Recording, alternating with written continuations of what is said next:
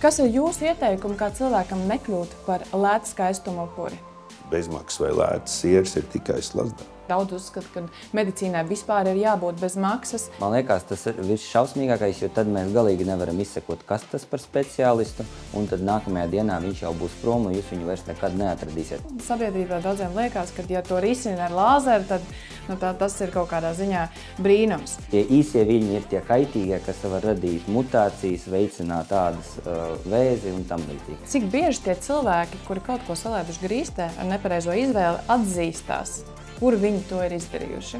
Koriģēt mīmikas grumbiņas, nav tas pats, kas nogriezt matus. Kas vēl ir tie signāli, tie sarkanie karogi? Novembrī, decembrī, kur būs zemūdeņi no rīta līdz vakaram, ja vēl pa vidu vēl saules aizsardzība, es domāju, ka tas nebūtu godīgi pret cilvēku ādu.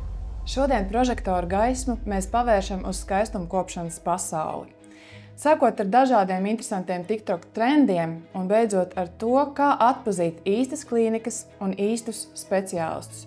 Šīs dienas podkāstu mērķis ir pavisam vienkārši novilkt šo robežu, kur sākas bīstamība. Tāpēc šodien pie manis viesos ir ieradušies divi ārsti, kas par ādu tiešām zina visu. Tas ir dr. Raimonds Karls, Dermaklinika Rīgā vadītājs un dermatologs, un dr. Aleksejs Zavorins, Veselības centra 4 dermatologs. Esiet sveicināti!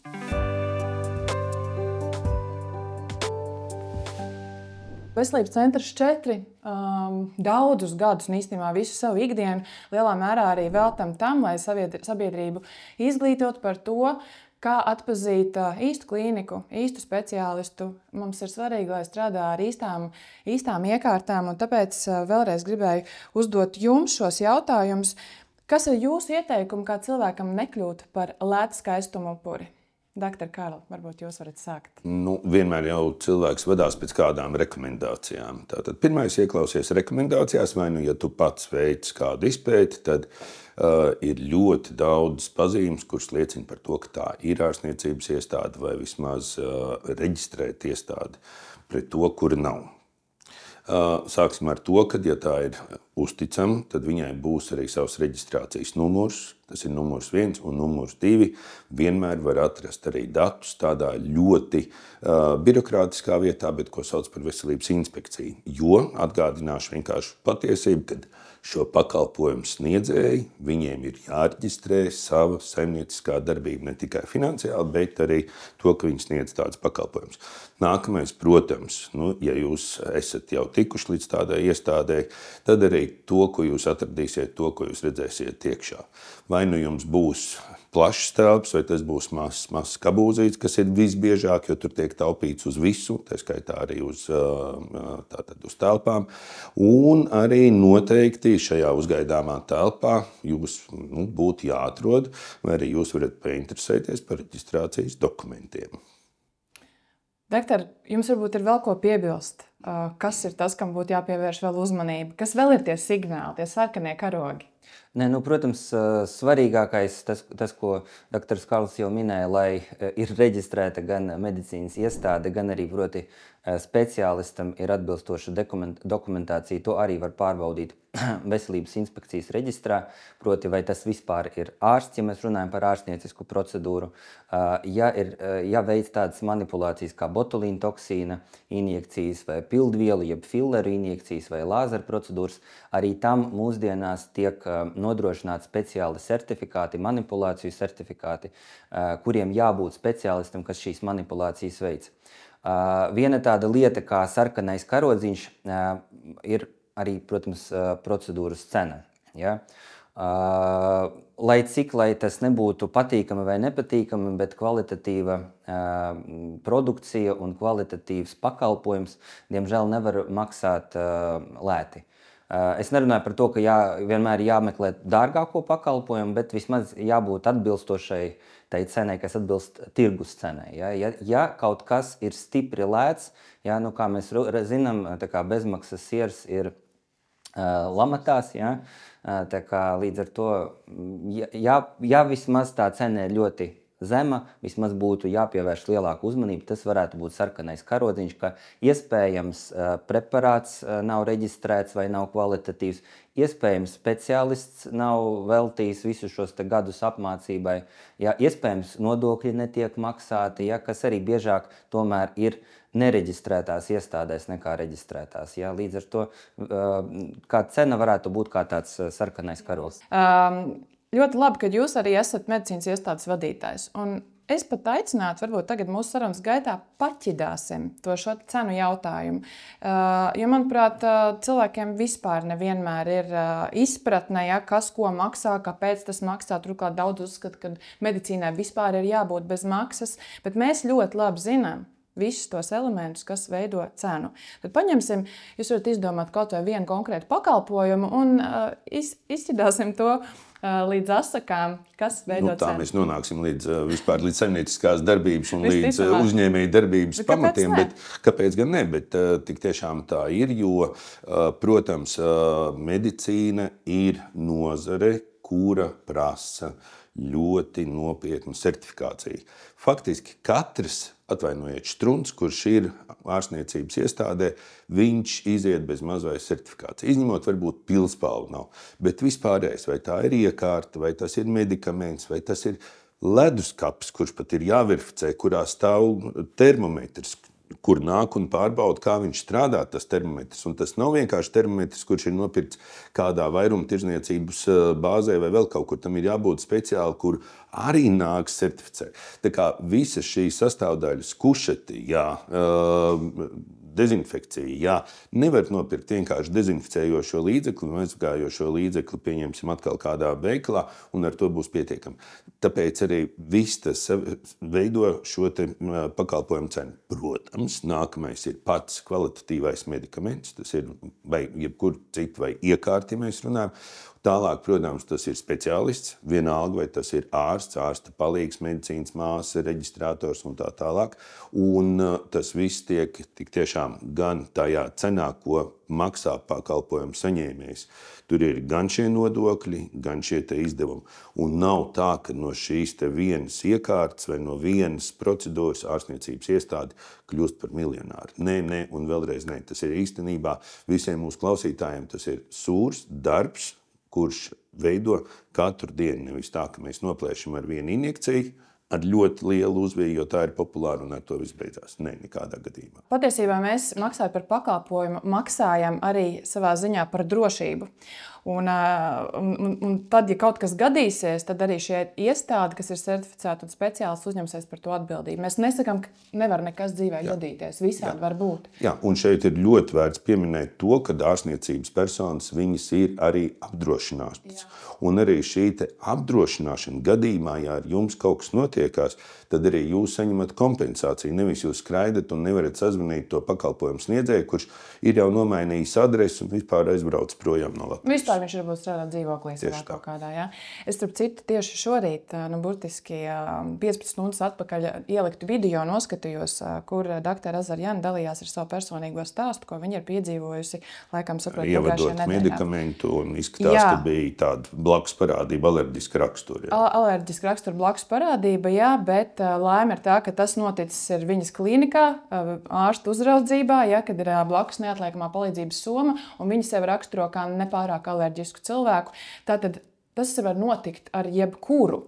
Un tas, ka mēs esam drošās rokās, patiesībā izšķir visu. Un viņas gadījumā šīs 15 minūtes, kamēr atbrauc ātrā palīdzība, var būt liktenīgas. Un tā arī ir tāda viena lieta, kam noteikti stāstot par pakalpojumiem un izglītojot mūsu pacientus un klientus, ir jānorāda uzmanību uz to.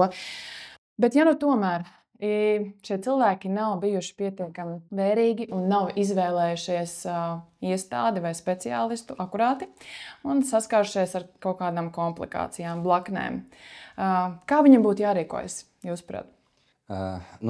Pirmām kārtām, pat ja jūs kaut kur dodaties bez tā, ka Jānoskaidro, kas tas ir par speciālistu, un tomēr, ja jūs esat jau bijuši uz to manipulāciju, būtu jānodokumentē iespēja robežās, kas tieši jums bija veikts. Ja? Kas bija tas preparāts, kas tika ievadīts, vai kas bija tā iekārta, ar kuru ir strādāts, un nereti šajās nereģistrētajās vietās, teiksim, tas arī netiek atklāts un nav zināms. Ja? Jo atkarībā no tā, kas tika veikts, tas var arī mainīt mūsu tālāko taktiku, lai cilvēkam palīdzētu.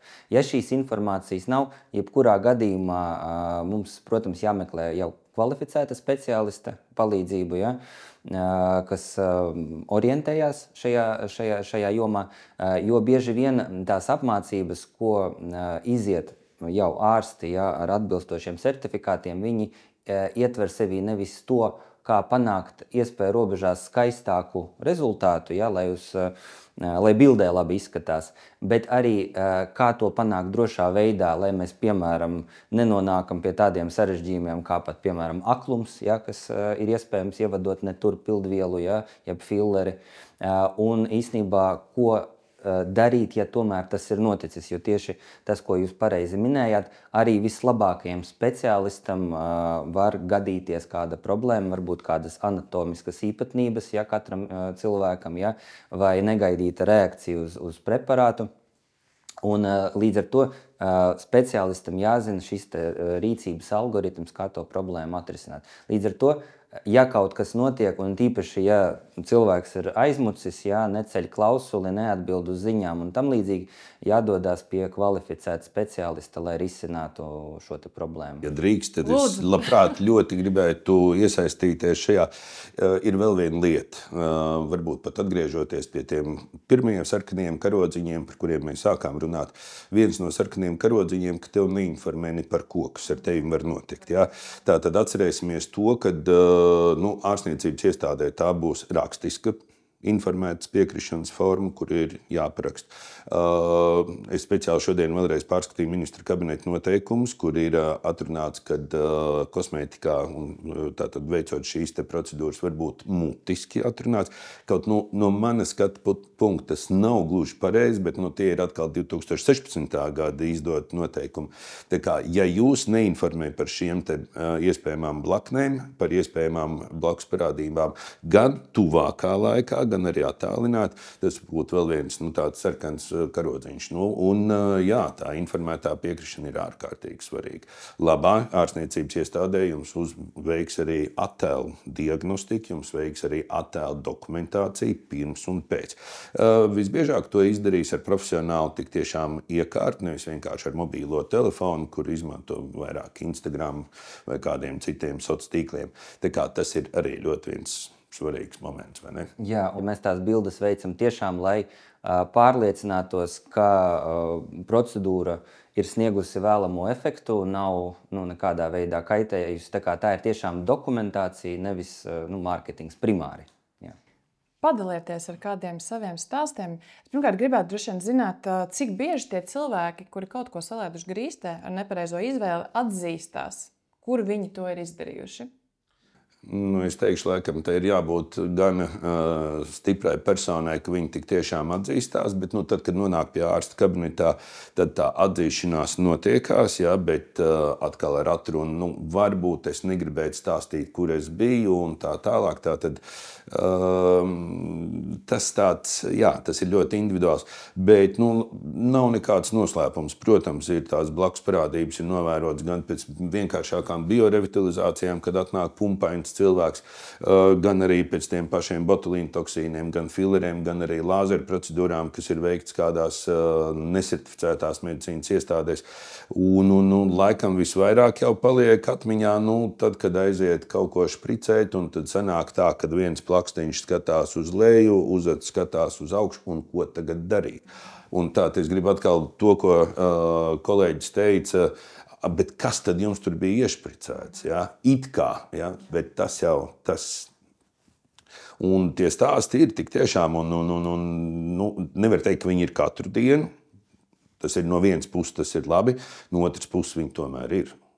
Ja? Un es domāju, ka neviens negrib tā brīvprātīgi nonākt tādā situācijā, ka tu tik tiešām esi viens plakst uz leju, otrs un skatās uz augšu. Tu nevari iziet ne cilvēkos, tu nevari iziet sabiedrībā, tu pat nevari parādīties saviem draugiem paziņām. Ja? Bet tas ir, ka tu maksā par to savu, to, ko Aleksējs teica, par to zināmo veco lietu. Bezmaksas vai lētas sieras ir tikai slazdā. Man liekas, ka reizēm vajag tos cilvēkus drusku tomēr pabaidīt ar šiem stāstiem.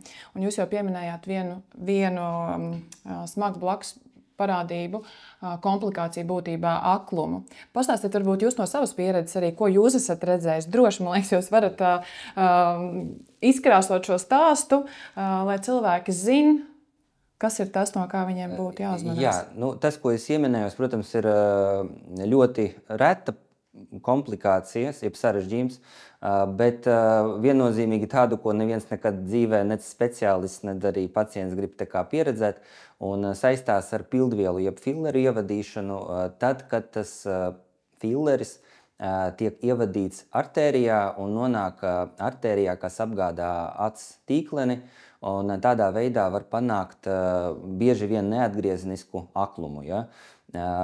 Ja pareizi rīkoties, tuvākajās minūtēs pastāv varbūtība, ka redze tiks saglabāta un atjaunota, bet tā jau ir tāda tā kā laimes spēle.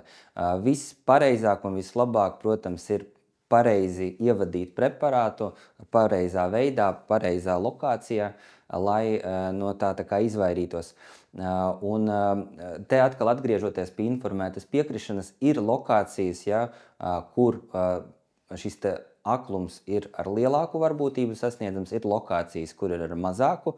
Līdz ar to atkal, ja pacients zina par šiem te riskiem, ja, un es viņiem saku, ziniet, mēs varam veikt šo te procedūru, bet tā ir augsta riska procedūra ar lielu, nevis ar lielu, bet salīdzinošu varbūtību, ja, kad jūs zaudēsiet redzi, cilvēks pēc, ziniet, varbūt es staigāšu ar šo te krunku, bet tomēr arī ar acīm, ja, un redzi. Līdz ar to tas tādēļ ir svarīgi doties pie speciālista, kas pārzina savu šo te profesiju.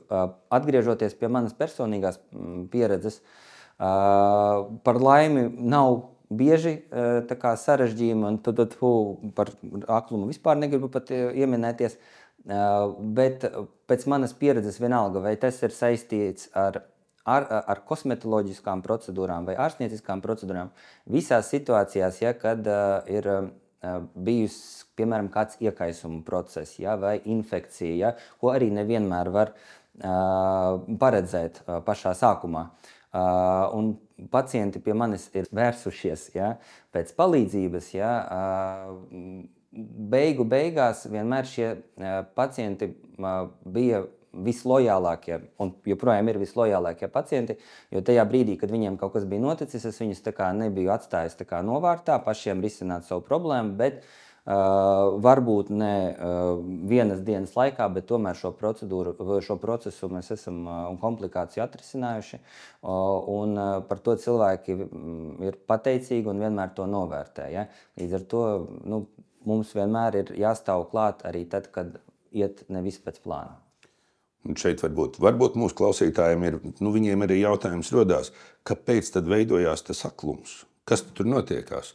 Jo būtībā jau kas pildviela ir maz šķīstoša viela, un viņa nonāk tur, kur viņai normāli nevajadzētu būt. Tātad viņa nonāk caurulītē, kur sauc par artēriju. Un ar to artēriju viņa ceļo, kamēr artērija nonāk līdz kaut kādai ļoti šaurai vietai. Un tur izveidojās korķis. Un, ja atšūnas nesaņem skābekli pietiekami ilgu laiku, viņas vienkārši iet bojā. Un tad iestājās neatgriezenisks, to, ko kolēģis minēja. Tātad atkal atgriežoties pie tā jautājuma, kāpēc pakalpojums ir dārgs. Tādēļ, kad ārsta kabinetā vienmēr leduskapī stāv to, ko sauc par antidotu. Ja kaut kas tāds notiekās, tad tiek ievadīts, lai varētu izšķīdināt šo te vielu un atgriezt asinsrites šajā te vietā. Jā, jo arī redzēt šīs nekrozes perioorbitālā rajonā un vēl daudz dažādas citas. Iekritušie vaigi, iekritušās acis, pierēja caurumu, nekrozes, sekundārās infekcijas. Tiešām tie skati nav patīkamāki. Mums varbūt Latvijā nav tik traki, bet kaut kādā Brazīlijā un kur pagrabos liek ne tikai pildvielas, bet vēl implantus liek iekšā. Jā, it īpaši sēdvietās, un tad no sēdvietas gan arī nekas tur nepaliek, jo tur ir vienkārši, pliks kauls paliek arī muskuļiet bojā. Vienmēr cilvēki ir gatavi riskēt. Mums sarunā pievienojās arī influencere Inese Vēbere, kura labprāt saviem skatītājiem dalās ar savu gan labu, gan arī netik labu pieredzi. Un es gribētu, lai jūs noklausāties arī viņas gan negatīvo, gan pozitīvo stāstu, un pēc tam mēs varēsim par to parunāt.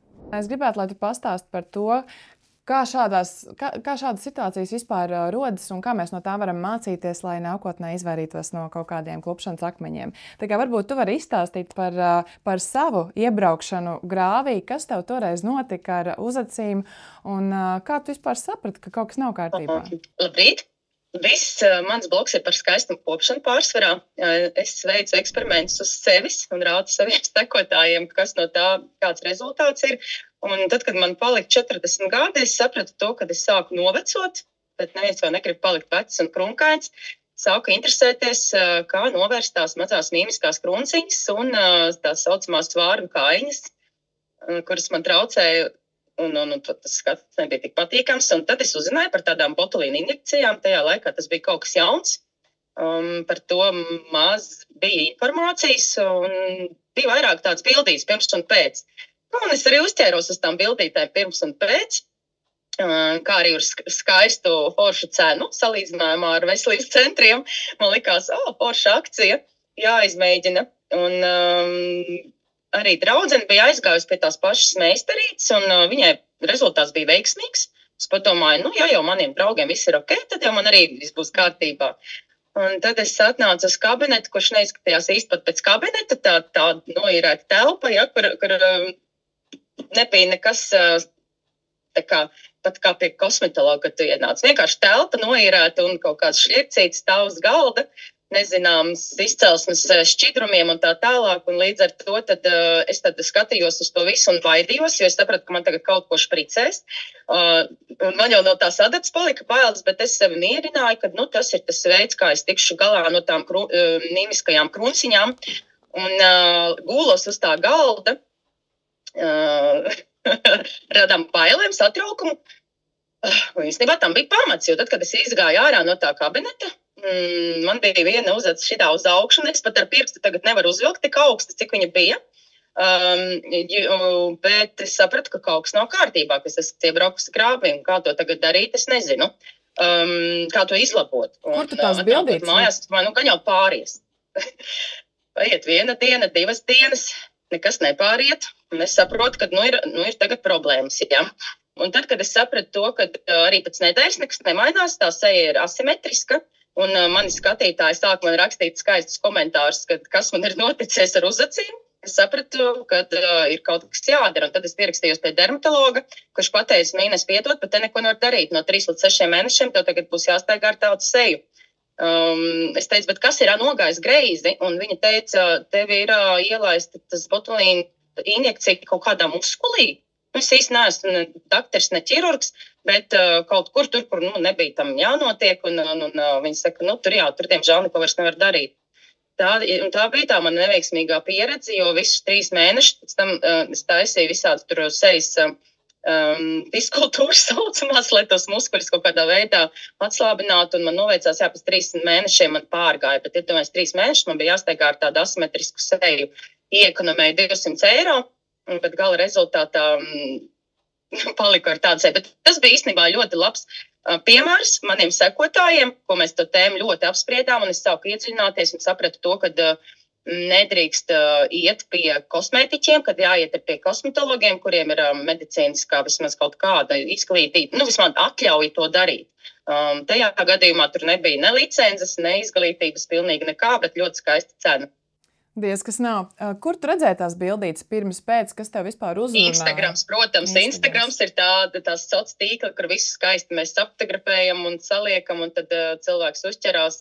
Un īstenībā, es nezinu, kā es uzķēros. Es it kā pat esmu influencers un sekoju līdzi arī citiem influenceriem, un šeit kaut kā es ieraudzīju tik skaisti rezultāti. Domāju, mēģinu.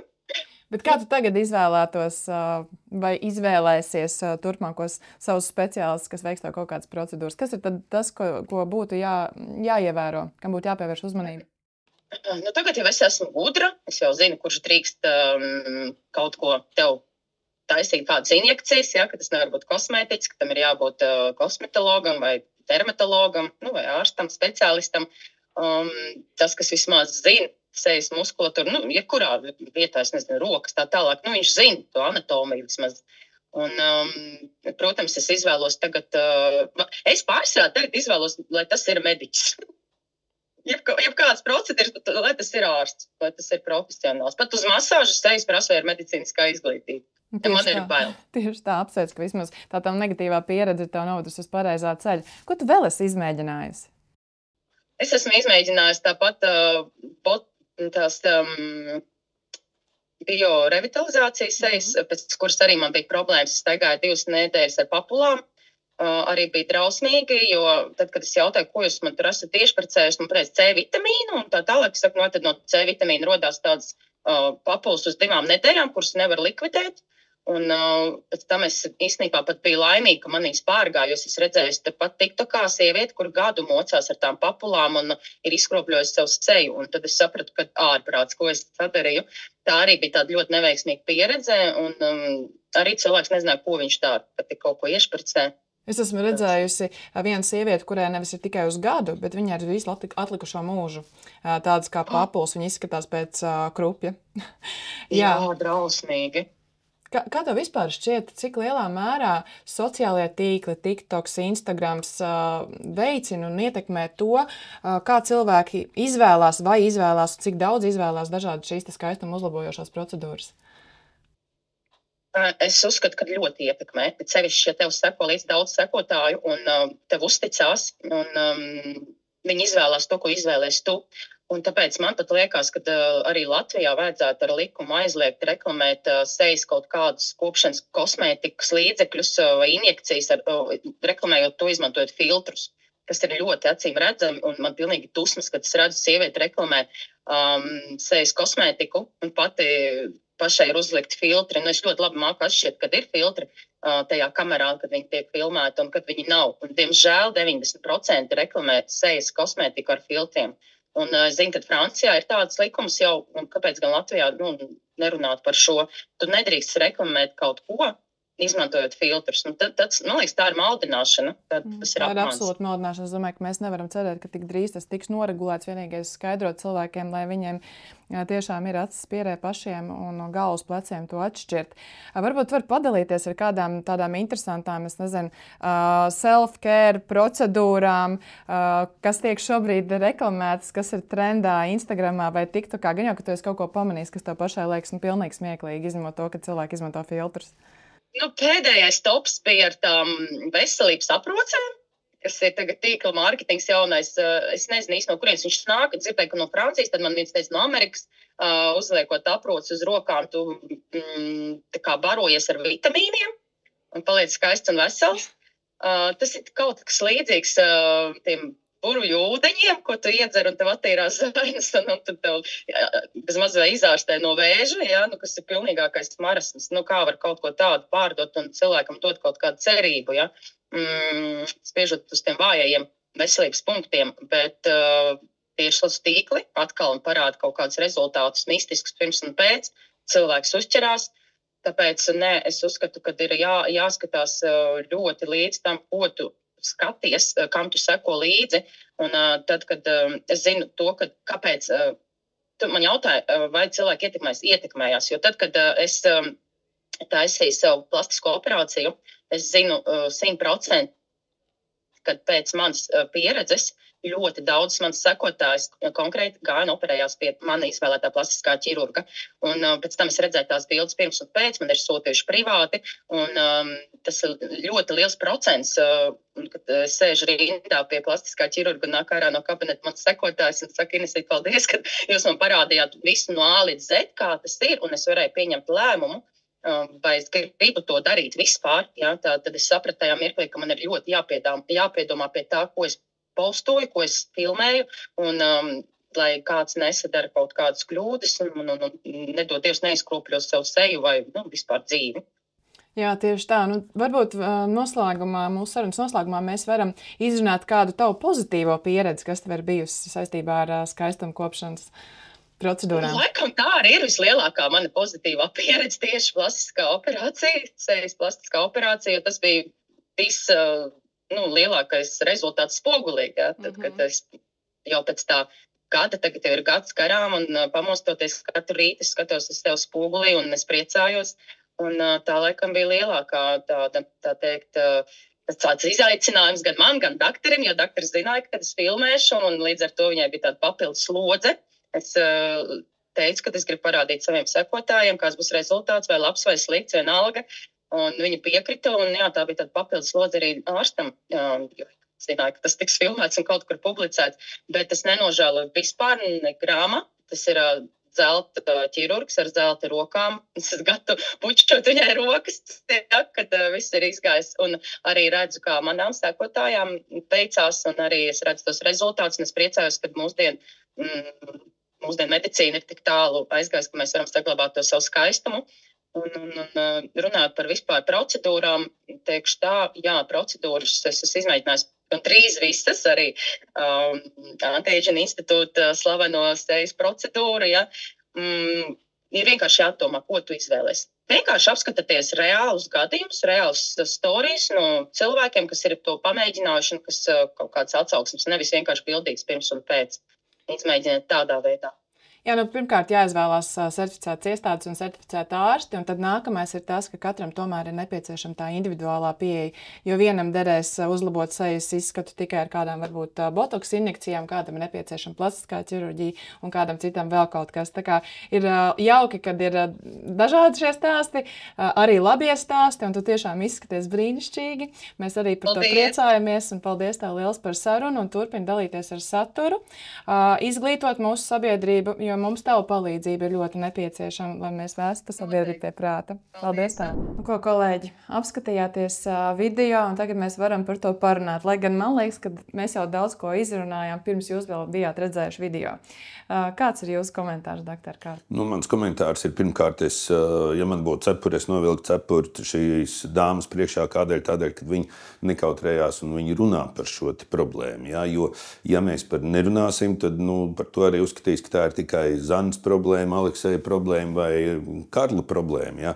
Bet šeit, man liekas, ir arī, mēs redzējām tādu ļoti klasisko scenāriju par to, kā nonākt peļu slazdā, par to, ka varbūt tas informācijas loks viņš ir bijis, bet viņš bija nepietiekams, ka varbūt vajadzēja pašai nedaudz vairāk sagatavoties, ievākt vairāk informāciju, bet tā cilvēks ir iekārtots. Mēs sekojam rekomendācijām. Pirmās rekomendācijas bija foršas, ja? Kad, kāpēc draudzenēm bija labi un man nebija, kāpēc gan man nebūtu. Ja? Tur jau ir tā lieta, ka katrs cilvēks, ar mani nekad tas nenotiks. Jā, un uzķērās arī, protams, šajā gadījumā uz to, ka atkal cena bija zemāka, ja, un kā jau mēs minējām, tas ir vienmēr tāds sarkanais karodziņš, lai pasakotu līdzi, kāds tad ir iemesls, vai tā ir vienreizēja akcija, vai tiešām kaut kas neatbilstoši notiek. Un man liekas, ka no šī gadījuma arī jāmācās tādā ziņā, ka, diemžēl, parasts cilvēks, kurš izdomā un vēlās uzlabot savu ārienu un veikt kādu no šīm kosmetoloģiskām procedūrām, nevienmēr apzinās, ka koriģēt mīmikas grumbiņas nav tas pats, kas nogriezt matus, ka tur ir pavisam citi riski. Ja matus mēs nogriežam, viņi attaug tā kā atpakaļ. Bet šeit, ja mēs rīkojamies nepareizi, mēs varam, pabojāt savu dzīvi labākajā gadījumā uz vairākiem mēnešiem un sliktākajā gadījumā uz visu laiku. Ja? Tādēļ, protams, būtu jāseko līdzi arī informācijai, kas ir pieejama varbūt arī klīniku mājaslapās, par par riskiem un ieguvumiem, kas ir saistīti ar šīm procedūrām. Nevis tikai skatīties uz skaistām bildēm, kas ir Instagramā vai citās. Es saprotu, ka tur visticamāk nebija arī tādas klīnikas, nebija tādas mājaslapas, bija vienkārši skaistas bildes kādā Instagram profilā. Tad vēlreiz summējot šo par skaistuma injekcijām, ja tās tā var nosaukt lielā mērā, nevienmēr gan skaistuma injekcijas, kas būtu tas takeaway message, kam būtu nezinu, kādi 5 punkti, kam būtu jāsako līdzi, lai neiekrist šādās lasdā? Speciālists viens, pārbauda speciālistu vairākās vietās, tātad mājaslapā, šī te uzņēmuma mājaslapa, tālāk ir veselības inspekcija un visbeidzot mums jāpiemina ir arī asociācija, kur nodarbojas ar šīm te lietām, ir Latvijas estētiskās medicīnas asociācija. Aleksejs ir arī valdē, vai ne? Varbūt tad būtu godīgi runāt par lemu valdes loceklim. Jā, viennozīmīgi ir arī šī asociācija, kas nodarbojās ar to, ka seko līdzi gan speciālistu izglītības līmenim, gan regulējošiem dokumentiem, un tādā veidā mēs mēģinam nodrošināt gan informāciju pacientam, gan arī atbilstošu zināšanu līmeni speciālistiem, kas veic šīs procedūras. Tālāk noteikti jāpiemina tātad telpas, kā viņas ir aprīkotas, noteikti cenu mēs jau runājām, un tālāk jau var balstīties varbūt uz kaut kādu pieredzi no citām vietām, ieguglēt, paskatīties, vai ir zināms vai nav zināms. Galā ir jau arī sūdzības.lv vai kā viņš saucās, kur var arī kaut ko pameklēt. Kaut ko tur var pameklēt, jā. Es noteikti vēl kā sastāvu šeit pieliktu, paņemiet čeku. Paņemiet čeku, jo tad, ja kaut kas būs aizgājis greizi, jūs neko vairs nevarēsiet pierādīt, visi gali būs ūdenī. Darījumu apliecinoši dokuments ar visu. Jā, absolūti pilnīgi. Un noskaidrojiet, ko jums tur injicē, ko tur švircē iekšā. Informētā piekrišana vēl viena, kas jums arī paliks uz rokas, kur jūs parakstīsiet, tā kā tas ir. Jā. Tad vēlreiz mums sanāk persona, vieta, ekipējums, dokumentācija. Jā, tā arī būs. Tā arī apmēram 5-6 tie galvenie punkti. Nav nemaz tik daudz ko atcerēties, lai izvairītos no briesmīgām nepatikšanām. Un tas, kas ir sūdzības LV, kā mēs zinām, tur jau pamatā ir tikai tās sliktās lietas, bet reizēm tas tiešām nodara, jo viens subjektīvs viedoklis daudzu citu jūrā beigās jau iespējams kļūst visai objektīvs. Jā, bet dažkārt tur arī ieklīst, un tur var arī dažkārt izskot. Jā, bet paļausimies uz uzticamiem avotiem. Uz uzticamiem avotiem. Manā skatījumā kā speciālistam, viena no šausmīgākajām lietām, ko darīt, ir, kad es redzu reklāmas Instagramā, tad citreiz piedāvā veikt kādu no šīm estētiskajām procedūrām noteiktajos datumos, ka no ārzemēm atbrauc speciālists, un ka tādā datumā būs super speciālists, akcijas cena. Un tā, man liekas, tas ir viss šausmīgākais, jo tad mēs galīgi nevaram izsekot, kas tas par speciālistu. Un pat, ja viņš veic procedūru, iespējams, viņš to arī veiks, paņems jūsu naudu, un tad nākamajā dienā viņš jau būs prom, un jūs viņu vairs nekad neatradīsiet. Pat, ja tas ir kvalificēts speciālists un notiek kaut kāda blakus parādība, jautājums, kas risinās šo jūsu problēmu. Ja? Līdz ar to, ja man vajadzētu, es noteikti pie šiem te ceļotājiem nevērstos uz jebkāda veida medicīniskām manipulācijām. Jā, arī vērtīgi piebildi. Jūs arī gribētu papildināt? Un es laikam arī piebildīšu vēl vienu. Cerams, ka varbūt arī mūsu podcasts skatās arī to, ko sauc par autorities, tātad valsts lēmumu pieņēmēji. Ja? Tie ir gan veselības inspekcija, tas ir patērētāju tiesība aizsardzības centrs, veselības ministrija un tā tālāk.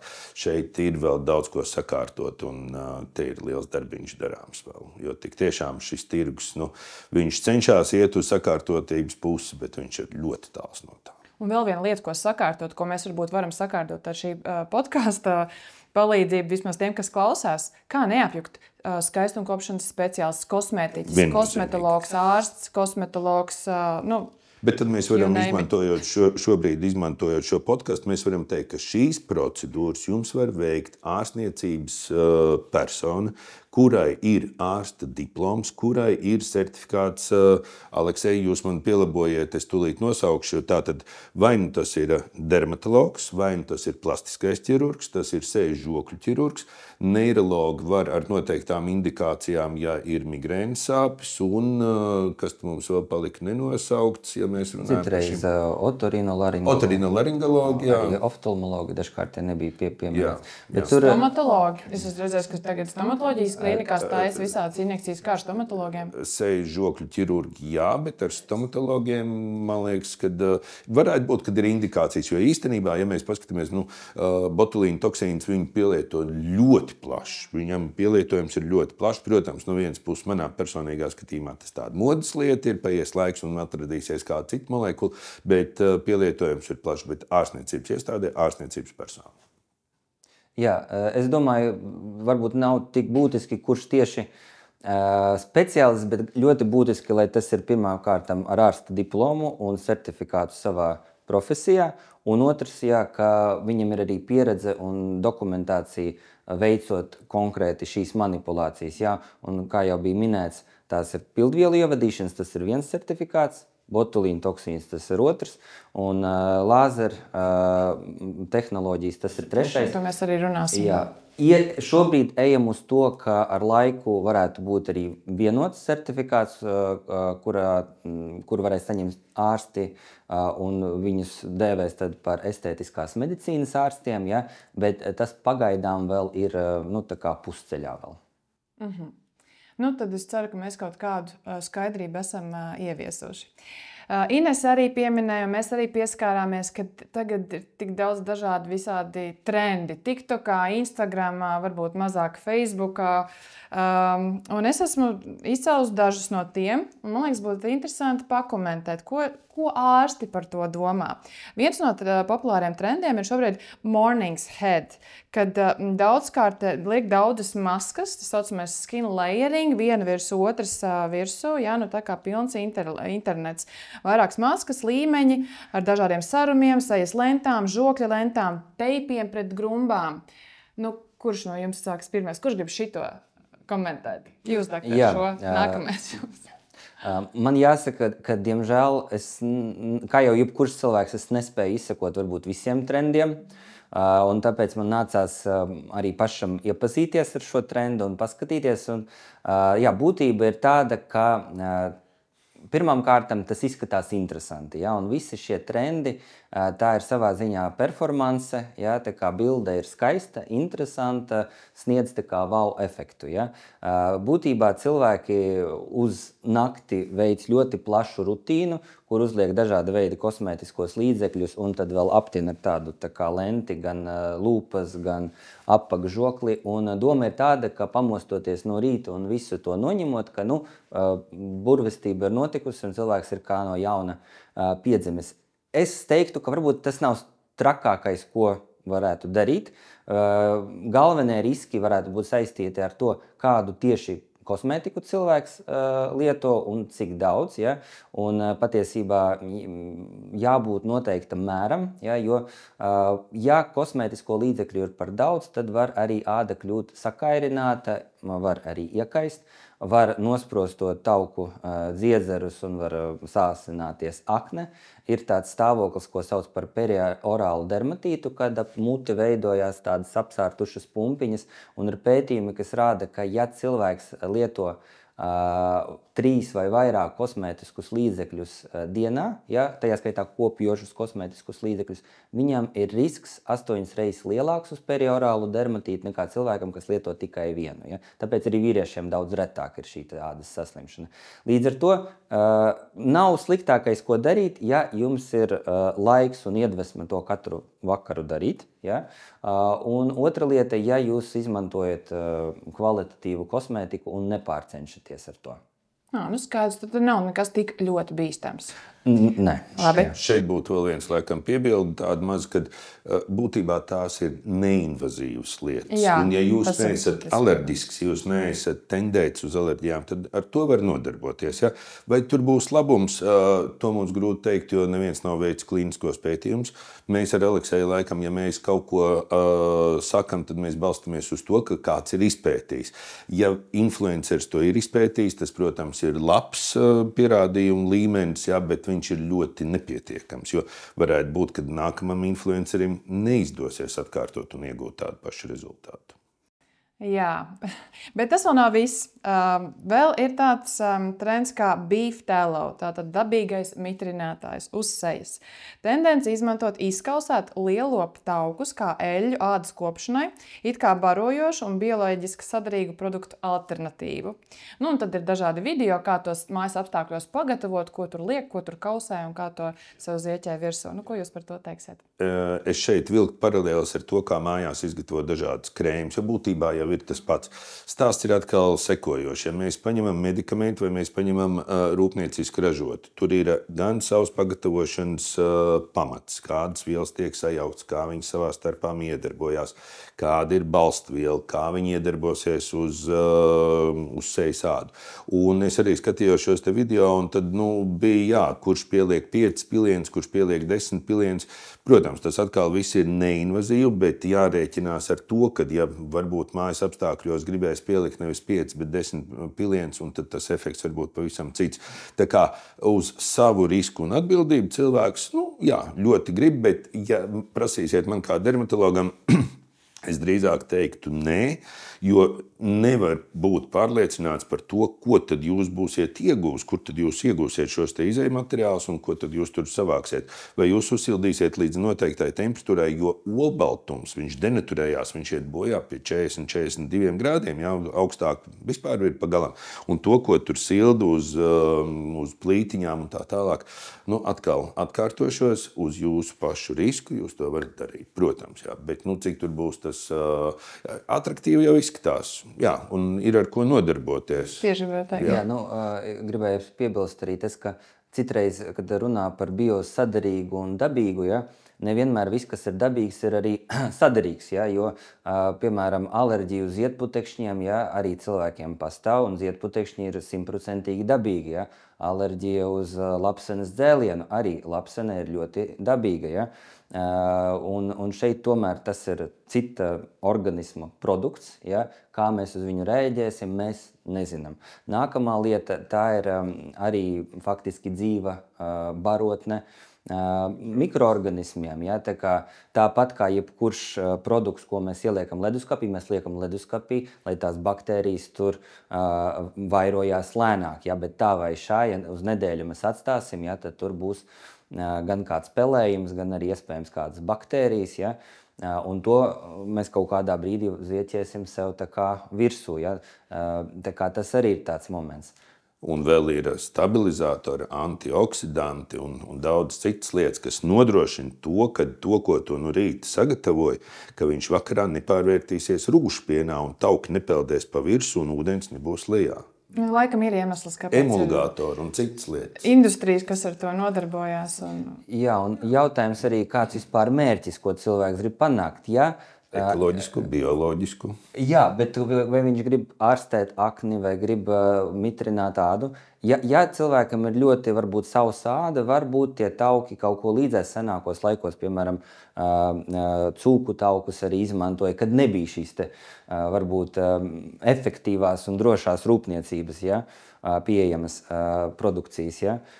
Bet, ja mēs runājam, piemēram, par akni un pinnēm, tad iespējams šie tauki ir komedogēni, proti viņi atkal var nosprostot mūsu dziedzerus un radīt kādas papildus izsitumus. Šeit man aizdomas, mēs jau sākam runāt par nākamā podkasta tēmu, jo tauki nevienmēr mitrina, viņi ietauko, bet tauku saturs un mitruma saturs ādā, tie ir divi dažādi rādītāji. Tas nenozīmē, ka jūs uz savu sādu uzklāsiet taukus uz sejas un jums būs wow efekts, jums būs poras un to, ko Aleksejs teica, jums viss pinnēs pārklāsies. Jo visticamāk, šie cilvēki, tātad, kas atdarina šo video un paši taisa, viņi iedvesmojās no cita tāda video vai influenceru, un viņi nav konsultējušies ar profesionāli, kas viņiem ieteiks. Tātad viņi varbūt nezina tieši tā, vai viņiem tas der vai ne, un tas jau, man liekas, pirmais signāls, ka to nav rekomendējis ārsts. Vēl viena ļoti populāra lieta, ko mēs redzam, ir tik daudz interesantu skaistāt video sataisīt ar šo red light terapiju, jeb sarkanās gaismas terapiju. Šīs sarkanās gaismas maskas, tagad viņas ir visur, var iegādāties mājās, visādos salonos. Vai tur ir kaut kādi riski, vai tas dod kādu labumu? Kopumā, ja mēs runājam par šo te red light terapiju, ja, tā ir zinātniski pamatota un zinātnē balstīta metode. Jāsaprot, ka tas nav brīnumlīdzeklis. Tas nav tā, ka tagad jūs izmantosiet šo sarkano gaismu un jums vairs nav jālieto medikamenti, ja, vai jāaizmirst par jebkāda cita veida līdzekļu lietošanu, ja jūs gribat rūpēties par savu ādu. Bet, ja mēs runājam par tādām lietām, kā pat matu augšanas veicināšanu, ādas novecošanas kavēšanu, teiksim tā, un cīņu ar dažādiem iekaisumu procesiem, šai sarkanai gaismai ir sava loma. Ja? To sauc par fotobiomodulāciju, proti šī gaisma spēj iedarboties uz mūsu šūnām un regulēt to, kā viņas darbojās, nomākt noteiktu vielu izdalīšanos un veicināt citu vielu izdalīšanos. Bet atkal jāsaprot, ka noteiktās robežās, ja tas nav brīnumlīdzeklis, ja tā ir tikai kā viena no metodēm. Tur nav ultravioletā starojuma. Proti, ja mēs runājam par gaismu, mēs vienmēr runājam par elektromagnētisko vilni un viļņiem. Ja? Un tas ir elektromagnētisko viļņu spektrs. Tie ir ļoti īsi un ļoti gari viļņi. Sarkanā gaisma ir garo viļņu virzienā, ultravioletais starojums ir īso viļņu virzienā, es atvainojos, un tie īsie viļņi ir tie kaitīgie, kas var radīt mutācijas, veicināt ādas vēzi un tam līdzīgi. Tā kā sarkanā gaisma no šī viedokļa ir salīdzinoši droša. Es tā kā laikam un jaņ man šajā momentā laikam jāpieliek mums bišķiņ pāris pilienus tā kā terpentīni tam visam klāt. Jautājums, ja tā ir maska, to, ka viņi izstaro sarkanu gaismu, man nenozīmē, ka viņai ir tik tiešām tas efekts. Ja? Tāpēc ražotājs būtu svarīgs, un es pilnīgi piekrītu, jo tā biomodulācijas efekts viņš ir pierādīts. Ja? Bet, un šobrīd ir ļoti daudz stāst par to, ka gan mājas epilācija, gan arī šīs te maskas, tas ir ļoti populāri, bet ļoti uzmanīgi jāpaskatās, no kurienes. Ja tas ir no kaut kādas reklāmas, kas atkal lec jums virsū sociālajos tīklos un to padodies uz to, ka tā maska atkal tur maksā un mēģina lielā valstī ar lielu populāciju, ja, padomā, vai tik tiešām tas būs tas kvalitatīvais produkts. Jā, jo red light terapija tas nenozīmē, ka tā ir vienkārši sarkana lampiņa. Ja? Tur ir noteikts viļņu garums un noteikti intensitāte. Un, protams, jāseko līdzi arī ražotāja rekomendācijām attiecībā uz aizsardzību, piemēram, acīm un tam līdzīgi. Mēs esam pievirzījušies tuvāk tēmai par tehnoloģijām. Ar tehnoloģijām pārsvarā visi saprot lāzerus, bet īstenībā nav tikai lāzeri. Un kā jau tika pieminēts, lāzers arī nav brīnumnūjiņa, bet sabiedrībā daudziem liekas, ka ja to risina ar lāzeru, tad tas ir kaut kādā ziņā brīnums. Varbūt pirmkārt paskaidrosim to, ka visi nav lāzeri. Ja, ir tur intensīvi pulsējoša gaisma un ir radiofrekvence un visas šīs lietas. Un kādi savukārt tur ir riski? Un vai ir tāda mājās lietojama lāzerepilācija, jūs pieminētā? Ja? Ar ko atšķirās medicīniski lāzeri? Ar kuriem drīkst strādāt kosmētiķi, ja vispār drīkst? Un ar kuriem tikai ārsti? Arī šis mums vajadzētu šo jautājumu sakārtot. Laikam te ir vispār par gaismu. Jā, tā tad būs kopumā, ko Aleksējs jau ļoti labi izstāstīja par šo te viļņu garumiem. Lāzers arī izmanto dažādas viļņu garumus, un būtībā, ja mēs paskatāmies, tad mēs viņus varētu iedalīt terapeitiskajos un ķirurģiskajos. Tas būtu tas svarīgākais. Terapeitiskais, viņam ir dažādi efekti, atjaunojošie, viņam varētu būt biomodulējošie, viņam var būt biostimulējošie, bet viņš nerada kaut kādu apdraudējumu. Protams, atkal, cik būs ekspozīcija. Ķirurģiskiem lāzeriem, augstas jaudas lāzeriem, tur ir pavisam citas prasības, un tur tik tiešām gan ražotājiem ir ļoti liela pienākuma, jo viņiem ir ļoti stingri ražošanas nosacījumi. Un, ja mēs kopumā runājam, jā, lāzeri ir ļoti populāri, bet mēs runājam jau par to, ka neirotoksīnu ievadīšana ir ļoti komplicēta. Mēs runājam par to, ka arī fileri, es teiktu, ka šī te lāzera lieta, viņi ir vēl komplicētāk. Kādēļ? Tādēļ, ka tur ir, lai tu operētu ar tādu iekārtu, tev ir labi jāpārzina fizika. ko tu dari, kādas ir jaudas, kāds ir pulsa garums, kāds ir intervāls, kāds ir tātad pats viļņu garums, kādu lāzeru tu izmanto. Un vēl svarīgākais, ko tu īsti gribi panākt, kādu efektu. Jo ar vienu un to pašu lāzeru bieži vien var gan ārstēt, gan kaitēt. Ja, un lāzeri mūsdienās tik tiešām, jā, cerības ir ļoti liels, un ir īpaši ar parastajām kārpām, un tad ir liels rūgtums vai tāds, kad jūs man kārpu, nē, jo ir citas arī metodas, ka ne jau viss tikai ir lāzeri. Tā kā lāzers ir labs, lāzers ir interesants, un arī šeit ir, varbūt tā īsumā, arī tās pašas prasības. Ir jābūt ārstniecības iestādē, reģistrētai ārstniecības iestādē, te ir jābūt noteikti certifikātam no ražotāja, ka viņš garantē, ka tas ir tik tiešām certificēts produkts. Ir jābūt apmācītam personālam, ir jābūt apzīmējumiem, drošības zīmēm, kad jūs ieiet tādā telpā, kur ir vajadzīgs. Ir aizsardzība acīm, aizsardzība elpceļiem, un tas ir atkal jautājums, kāpēc lāzera procedūra nevar maksāt lēti. Jo, ja ir lēti, tad kaut kas netiek ņemts vērā, kaut kas netiek izpildīts. Jā, jo, diemžēl, vai par laimi, jāsaka, ka kvalitatīvs aparāts, kas atrodas medicīnas iestādē, lāzera tehnoloģija, tā kā maksā atkarībā no tā, kas tas ir par lāzeri. Vislētākais pie 40,000, bet nereti tie ir arī 100,000. Ja.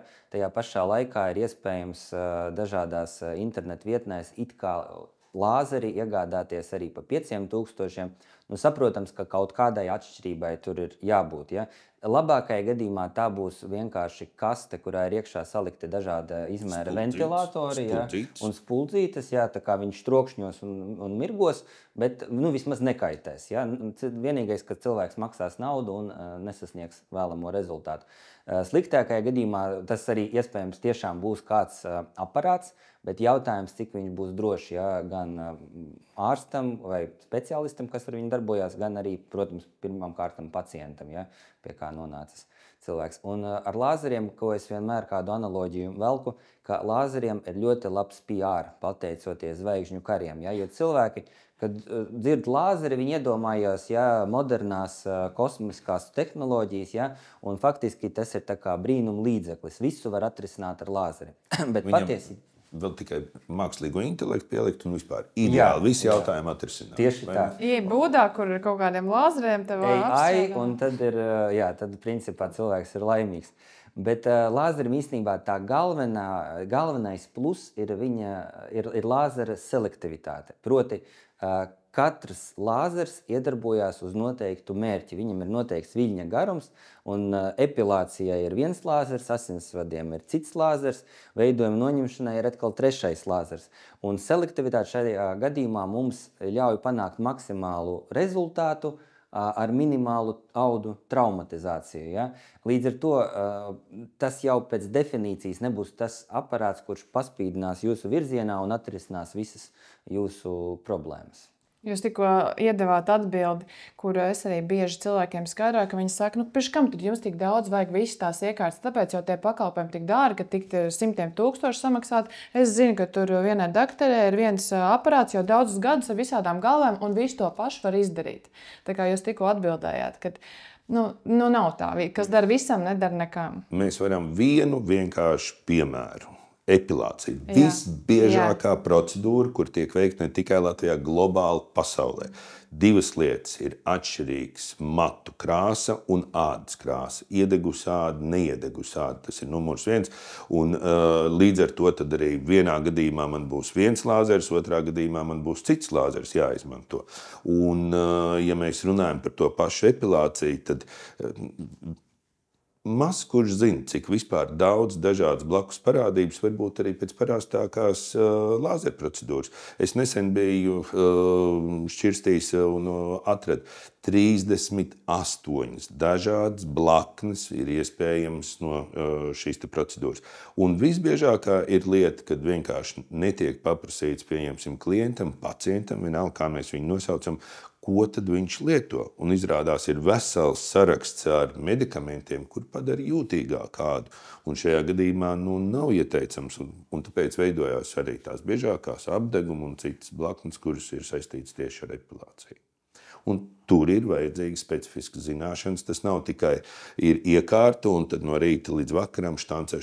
Bet kā tad ar lāzera epilāciju mājās? Vai tā vispār pat ir lāzera epilācija? Tā nebūs lāzera epilācija, tas ir intensīvi pulsējošā gaisma, kas pēc savas fizikas nav lāzers, tas ir tikai intensīva gaisma, matu folīkuls uztver šo gaismu, viņš absorbē šo gaismu, viņš uzsilst un tas folīkuls iet bojā.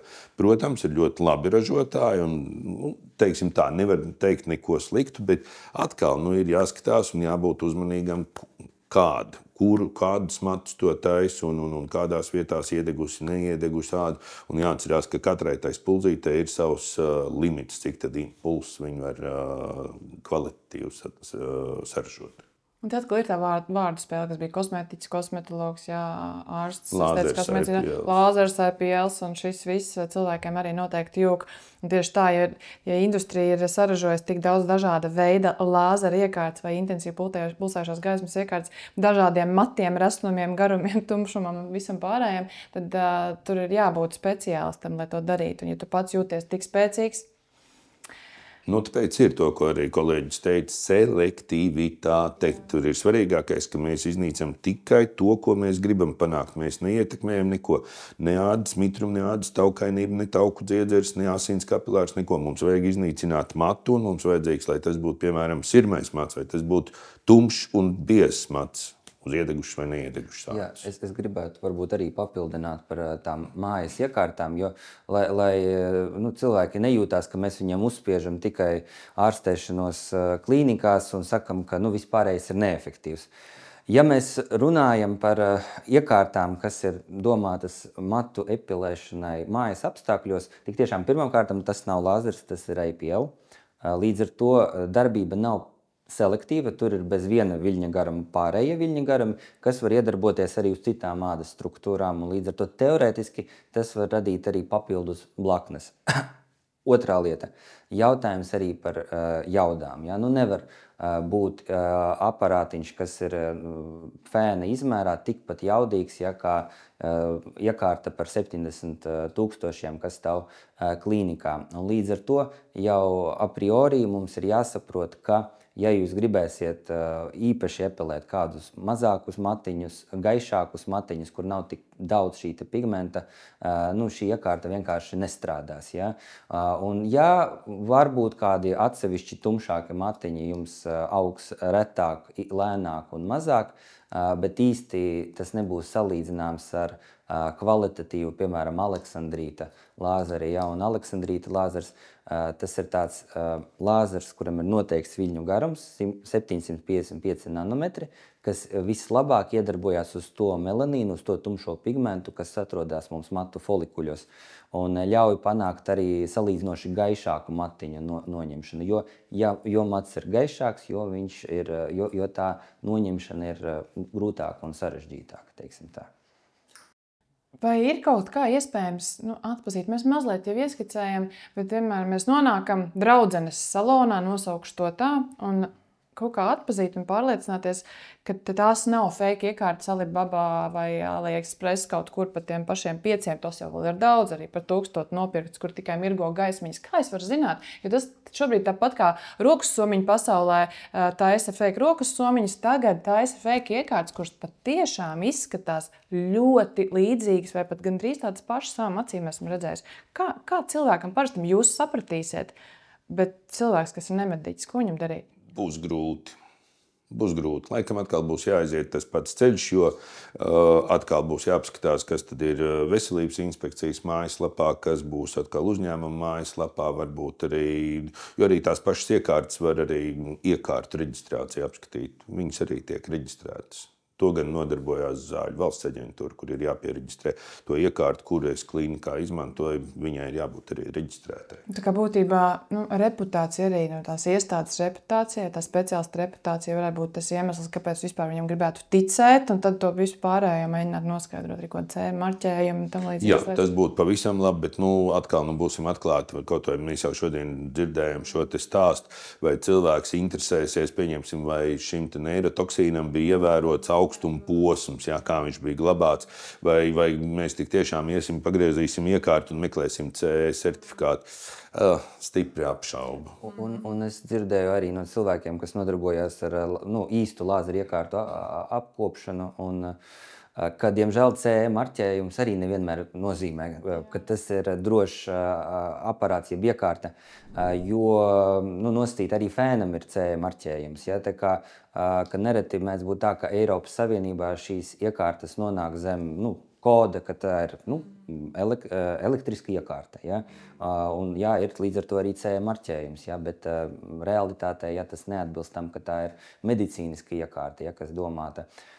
Teorētiski, ja, atkal atsaucoties uz šo kolēģi, ja, kas nodarbojas ar iekārtu apkalpošanu, ja, tad var mēģināt redzēt visu to CE marķējumu un CE marķējumu kodu, un tad pēc dažādiem Eiropas Savienības šiem te klasifikatoriem skatīties, vai tas kods atbilst medicīnas iekārtai vai ne, bet kā jau dr. Karls minēja, diemžēl tas nav tik vienkārši un diez vai visi ar to nodarbosies. Tā kā pirmām kārtam jābūt šai te uzticībai tam, ka jūsu speciālists ir pirmkārt ārsts un līdz ar to pārzina savu mākslu un līdz ar to tīri ētisku apsvērumu dēļ vismaz negribēs jums nokaitēt, bet gribēs jums panākt to labāko. Vismaz visi tie, kas dodās tomēr uz kaut kādiem mazliet saloniņiem un kabinetiņiem, es viņus tā arī gribu nosaukt, tad vismaz sadzirdiet mūsu šajā podkāstā,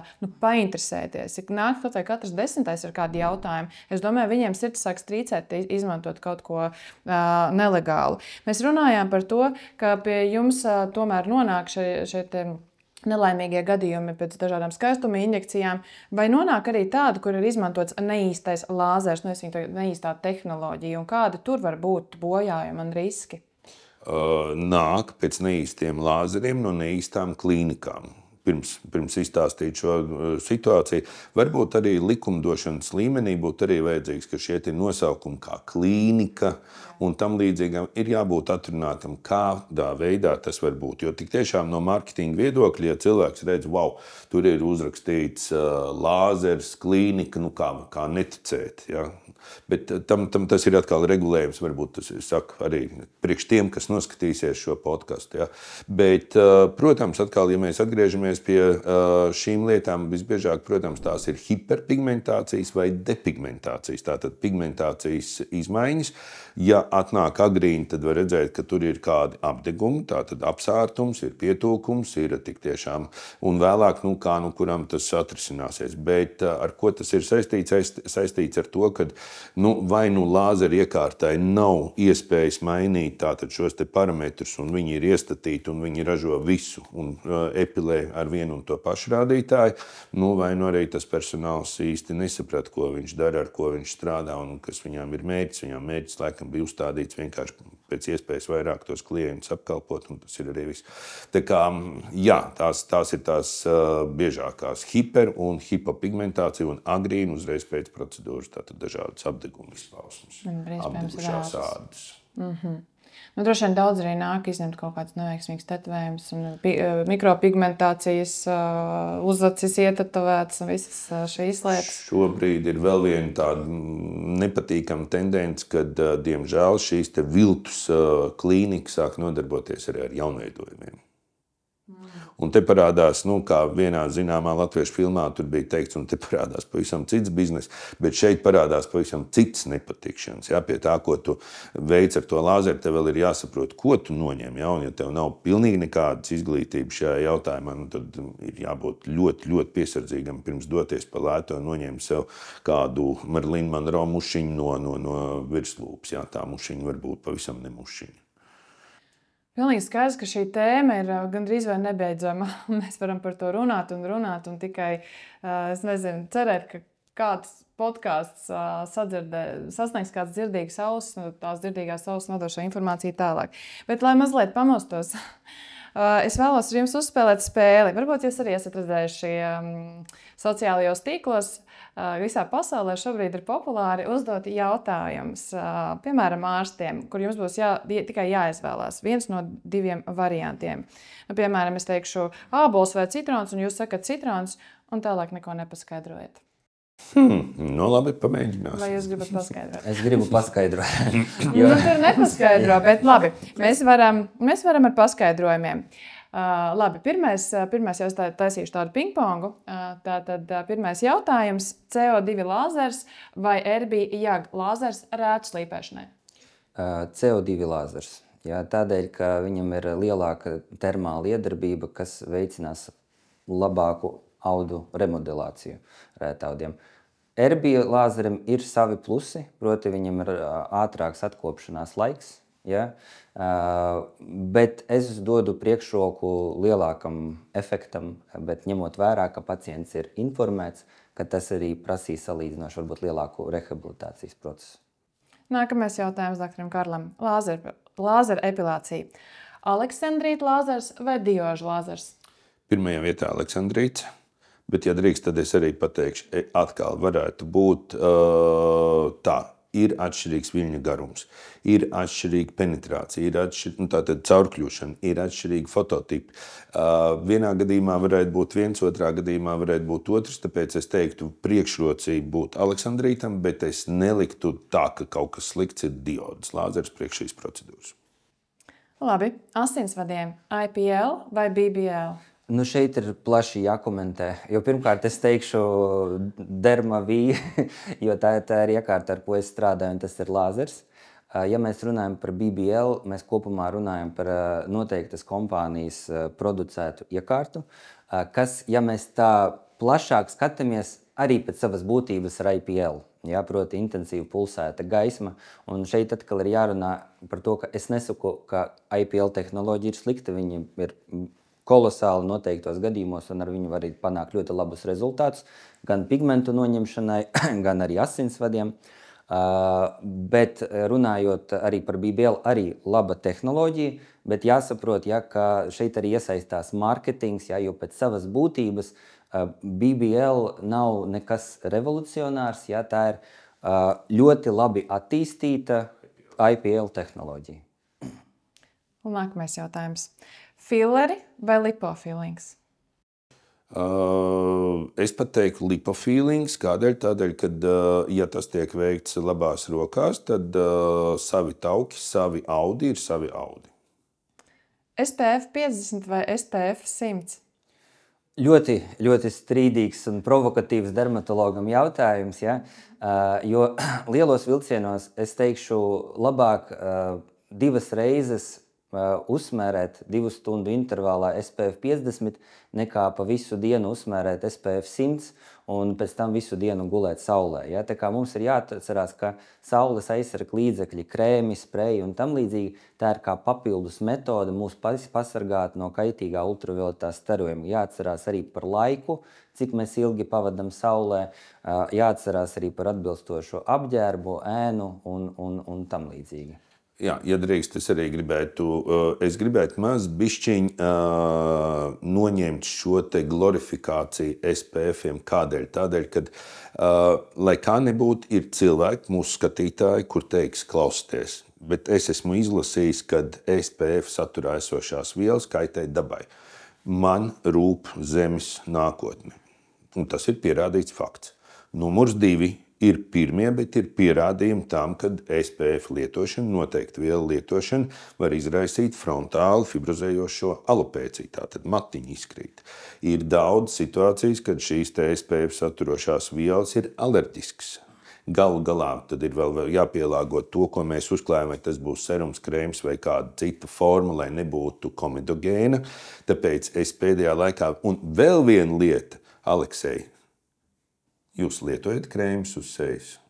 Es lietoju laiku pa laikam tad, kad es sportoju, jo citādāk man nav iespējas kā pasargāties no saules tajā brīdī. Bet arī tad jāatrod tādu, kas netecēs acīs un nekairinās. Ekscelenti. Man jāatzīst tā šajā podkastā, ka es neesmu aktīvs krēmu lietotājs, bet es esmu platmalas lietotājs, es esmu apģērba lietotājs, un man nav jārūpējās par šīm 2 stundām, ka man ir atkal jāuzklāja vēlreiz. Un, lai mājās nebūtu skandāli, kad vīram sieva pienāk un kaut ko cenšas uzklāt un vēl kaut ko, parasti tas viss beidzās. Ir vīrietis, vīrietim iedodiet platmalīt un SPF.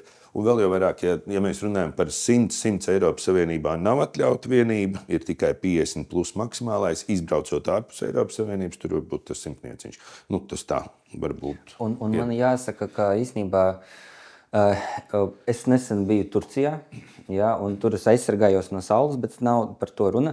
Es redzu, ka daudzi cilvēki tagad tiešām arī saules aizsargkrēmu vietā sāk lietot arī šo apģērbu ar saules aizsargu faktoru. Un diezgan daudziem ir šie gan speciāli peltkostīmi, gan maiciņas, gan cepures, ar šo te UPF faktoru, proti saules aizsardzības iespēju bez lieku krēmu lietošanas. Jūs kaut kā pareģojat kādus jautājumus? Es jums uzdošu, ja mans nākamais jautājums bija SPF krēms versus UV aizsardzības apģērbs, bet es domāju, ka uz šo jautājumu jūs tad... Es domāju, ka cilvēkam vajadzētu no visu izmantot maz bišķiņu. Pirmais, paņemt telefonā, ielikt aplikāciju, kur pasakot līdz, kas tā aktuāli notiekās, kurā ģeogrāfiskā vietā tu esi, tālāk, lietoji vai nelietoji, un tālāk jau pēc savas, kādam patīk krēmi, un tad jau vēl tie SPF krēmi arī ir organiskie, neorganiskie, bet izmantojot situāciju, tas stāsts organiskais, neorganiskais. Organiskais nenozīmē, ka viņš ir iegūts no kaut kādiem dabas līdzekļiem. Dabas līdzekļus arī var izmantot, bet tur tās aizsardzība būs ļoti neliela. Neorganiskie tie ir tie, kas padara uzklājot tādu baltu, kur satur titāna oksīdu, cinka oksīdu, kur nevienmēr visiem patīk, bet neorganiskais nenozīmē, ka viņš nav organisks. Titāns un cinka oksīds tās pavisam dabīgas vielas ir. Pie tam bieži vien uz viņiem ir vismazākā varbūtība saņemt kādu reakciju, negatīvu. Tā kā šis podcasts tiks rādīts ziemā, tad es vēlos jums jautāt. Pirmais jautājums, vai ziemā ir jālieto saules aizsargu līdzekļi? Un otrs jautājums, kāda varbūt ir zelta likumi ādas kopšanai augstajos gadu mēnešos? Sāksim ar ko? Ar saules aizsardzību. Jautājums ir tad jautājums uz jautājumu. Jautājums 31. decembris, kur mēs sagaidām šo 31. decembri. Ja tas būs Latvijā, tad es teikšu, ka laikam nē, bet 31. decembri mēs varam sagaidīt Balijas salā, un tad es jums teikšu noteikti jā. Kaut arī tur pavisam savādāk, tur vienmēr ir vasara, Bet ziemas periodā, ja cilvēks nav īpaši jūtīgs, ja cilvēkam nav kādas ādas saslimšanas, viņš nav arī ar kādām specifiskām procedūrām, tad es personīgi ziemas laikā, šajos ziemas mēnešos stipri neiesaku lietot saules aizsardzību. Novembris mēs tūlīt ienāksim novembrī, decembrī, kur būs zemūdeņi no rīta līdz vakaram, ja vēl pa vidu vēl saules aizsardzību. Es domāju, ka tas nebūtu godīgi pret cilvēku ādu. Aleksej, kā jūs pieredzi? Es drīzāk jums piekrītu.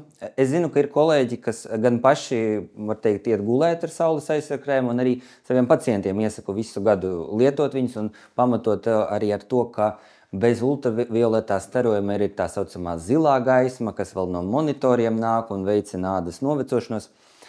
Bet patiesībā sakot, tādas pierādītas rekomendācijas ir, ka jāaizsargājās papildus no ultravioletā starojuma tad, kad tā saucamais ultravioletais indeks ir virs 2, jeb 3 un vairāk. Un mūsdienās mums ir telefoni lielākoties visiem viedi tālruņi, kur ir iekšā, ja mēs apskatāmies laikapstākļus, arī UV indeks norādīts. Uzklikšķinot, mēs varam noskaidrot, kāds būs UV indeks šodien un arī pēc tā vadīties. Līdz ar to pie mums Latvijā novembrī, kad mēs neredzam jau 60. dienu vispār sauli, varbūt tas nav tik būtiski, bet ja mēs esam kaut kur kalnos, piemēram, arī, vai dienvidos, tad tas prasīsies. Un par kopšanu, ko darīt? Vai ir kaut kas tāds, kas būtu jāievēro? Es varbūt paskatītos pēc vecuma kategorijām bērns pieaugušais vai sirmgavs, tas būtu numurs 1, numurs 2. Laikam būtu vairāk atkarīgs no tā, vai tas ir tas pelēkais zemūdens variants, kad ir no rīta līdz vakaram mitrs vēs, bet nav augsts. Un trešais variants ir, kad ārā ir tāds riktīgi sals. Ja, jo katrai no tām reizēm būs vajadzīga citāds kopšana. Ar vienu universālu es laikam nestartētu. Ja, un ja Aleksei saka, ka viņš skrien, tad es teiktu, ziemas laikā skriešana, kad ir ļoti pieplūst asins tātad sejas ādai un ļoti ātri izgaro, tās šūnas vienkārši cieši no šoka. Ja, tur ir vajadzīga viena kopšana. Un, ja iziet no office līdz darbam vai no darba līdz officam vai braukt ar mašīnu sabiedriskā. Tad es izvēlos zemūdens variantu. Labi, ja zemūdens variants, mitrināšana neviens nekad nav atteicis, koenzīms Q10, dažādas citas labas lietas. Te varētu runa būt par retinoliem, un it īpaši, starp citu, tas būtu tieši ziemas laikā, ļoti labi, jo tad nav jābaidās arī no šīs miedarbības ar saulestariem.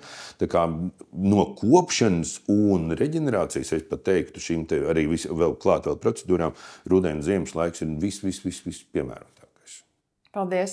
Vēl pēdējais, ko es no jums gribētu dzirdēt.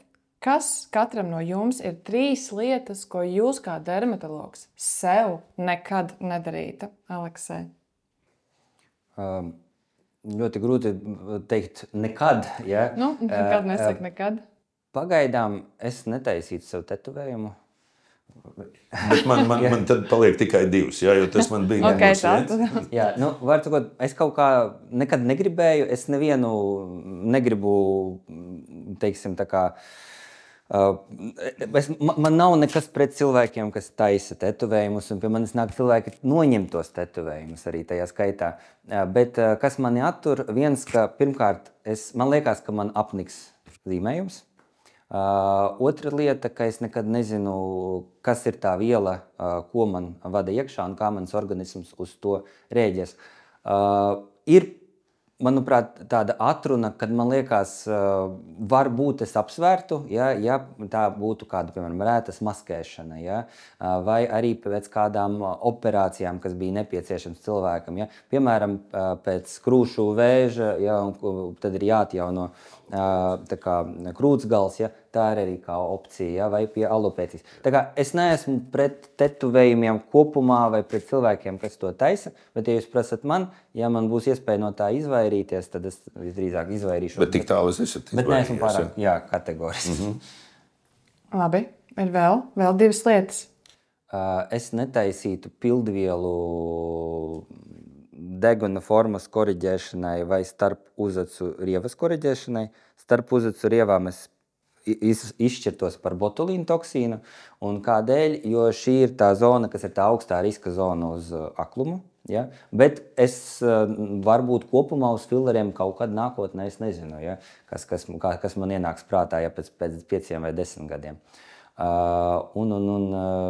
Trešā, es nekad neietu pie speciālista vai cilvēka, kas veic kādu procedūru, nezinot, vai tas tiešām ir speciālists ar atbilstošo dokumentāciju, neievācot informāciju par to, cik tas ir kvalitatīvs speciālists, teiksim tā.